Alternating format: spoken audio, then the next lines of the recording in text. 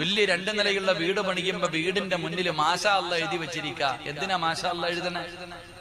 മാഷാ അല്ലാഹ് എന്തിനാ എഴുതി വെക്കണേ? എടാ പൊന്നാര ചങ്ങാതിമാരെ, മാഷാ അല്ലാഹ് അല്ല എഴുതി വെക്കണം. അല്ലാഹു സുബ്ഹാനഹു വ തആല നമുക്ക് നൽകിയ അനുഗ്രഹം, ആ അനുഗ്രഹം നമ്മുടെ ജീവിതത്തിൽ ഉടനീളം ഉണ്ടാകണമെന്ന് ആഗ്രഹിക്കാത്തവരാരാ? അങ്ങനെ ആഗ്രഹിക്കുന്നവരാണെങ്കിൽ മാഷാ അല്ലാഹ് എന്ന ദിക്ർ ധാരാളം വർദ്ധിപ്പിക്കണം. ചില വീടുകളിലൊക്കെ ഫ്രണ്ടിൽ മാഷാ അല്ലാഹ് എന്ന് എഴുതി വെച്ചിട്ടുണ്ട്. എന്തെങ്കിലും മഹത്വമുണ്ടോ ഇതിന്? ചരിത്രത്തിന്റെ തങ്കലിപികളിൽ ഉല്ലേഖനം ചെയ്യുന്നത് കാണാം.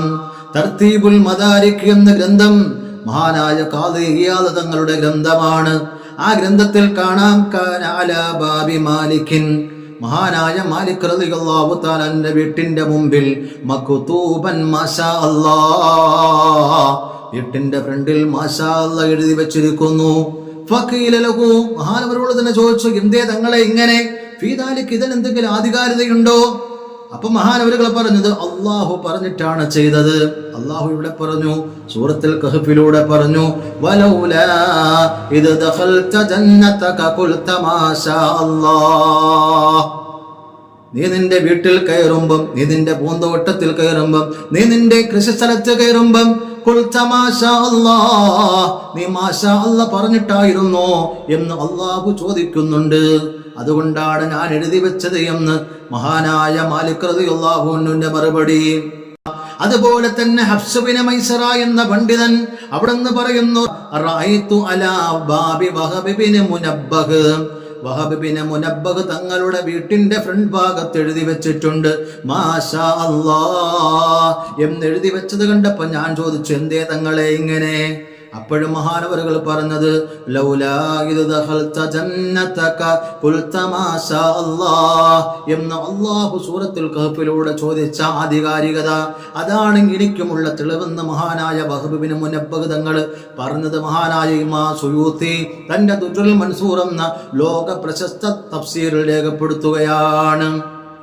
തിരുനബി സല്ലല്ലാഹു അലൈഹി വസല്ലമ തങ്ങളുടെ ജീവിതത്തിലേക്കൊന്ന് തിരിഞ്ഞാൽ മഹാനായ അനസ് റളിയല്ലാഹു തആല അൻഹു 10 കൊല്ലം നബി സല്ലല്ലാഹു അലൈഹി വസല്ലമ തങ്ങളുടെ സേവകനായി ജീവിച്ച മഹാനവറുകൾ അവിടെന്ന് പറയുന്നു, മുത്തുനബി തങ്ങൾ പറയുന്നത് ഞാൻ കേട്ടതാണ്, മാ അൻഅമല്ലാഹു അലാ അബ്ദിൻ നിഅമതൻ ഫീ അഹ്ലിൻ വ മാലിൻ വ ബലദിൻ ഫയഖൂലു മാഷാ അല്ലാഹു ലാ ഖുവത ഇല്ലാ ബില്ലാഹ് ഇല്ലാ ദഫഅല്ലാഹു അൻഹു കുല്ലു ആഫത്തിൻ ഹത്താ തഅതീഹി മനിയതുഹു.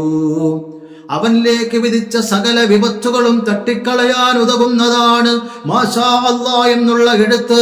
നിന്റെ സമ്പത്തിൽ ബുദ്ധിമുട്ട് വന്നോ, നിന്റെ കുടുംബത്തിൽ ബുദ്ധിമുട്ട് വന്നോ, നിന്റെ സന്താനത്തിൽ ബുദ്ധിമുട്ട് വന്നോ, നീ മാഷാ അല്ലാഹു ലാ ഖുവത ഇല്ലാ ബില്ലാഹ് എന്ന ദിക്ർ ചൊല്ലിയാൽ നിന്റെ എല്ലാ ബുദ്ധിമുട്ടുകളും അല്ലാഹു തട്ടിക്കളയുമെന്ന് പഠിപ്പിക്കുന്നത് ദുർറുൽ മൻസൂർ എന്ന തഫ്സീറിലൂടെയാണ്. തീർന്നില്ല, ഹദീസ് പണ്ഡിതന്മാരിൽ പ്രമുഖനായ മഹാനായ ഇമാം ബൈഹഖി റളിയല്ലാഹു തആല അൻഹു തന്റെ ശുഅബുൽ ഈമാൻ എന്ന വിശ്വത ഗ്രന്ഥത്തിലൂടെ പഠിപ്പിക്കുന്നത് കാണാം. അനസ് റളിയല്ലാഹു തആല അൻഹു അവിടെന്ന് പറയുന്നു, ആ ഹദീസിനെ തൊട്ട് പറയുന്നത് കാണാം, അൻ അനസിൻ മർഫൂഅൻ, മുത്തുനബി തങ്ങൾ പറഞ്ഞത് കേട്ടിട്ട് അനസ് റളിയല്ലാഹു അൻഹു പറഞ്ഞ രീതിയിൽ അവിടെന്ന് പറയുകയാണ്, മൻ റആ ശൈഅൻ മിൻ മാലിഹി, ആരുടെയെങ്കിലും സമ്പത്ത് കണ്ടിട്ട് നിനക്ക് അത്ഭുതം തോന്നി,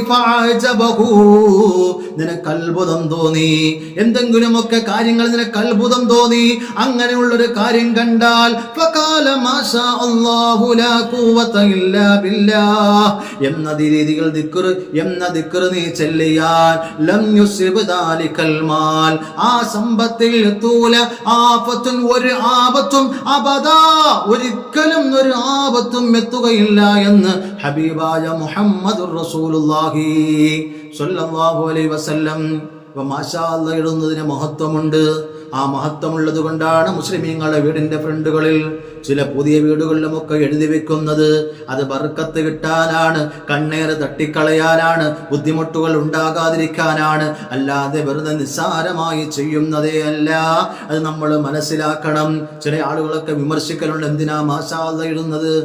എന്തെഴുതിയാലും അവർക്ക് തർക്കമാണ്, ഏത് വിഷയം എഴുതി വെച്ചാലും തർക്കമാണ്, എല്ലാത്തിനും ആധികാരികത ചോദിക്കും, പക്ഷേ പഠിക്കുകയുമില്ല. അങ്ങനെയുള്ള ചില വർഗങ്ങളുണ്ട്, ചില ജാതികളുണ്ട്. അതുകൊണ്ട് നമ്മൾ പഠിക്കാൻ വേണ്ടി ശ്രമിക്കണം. ഇന്ന് സോഷ്യൽ മീഡിയ വികസിച്ച കാലമാണ്.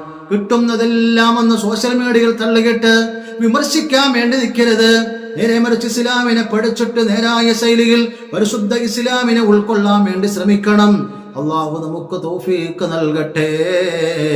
അള്ളാഹു നമ്മുടെ പാപങ്ങളെല്ലാം പുറത്തു നൽകി അനുഗ്രഹിക്കട്ടെ.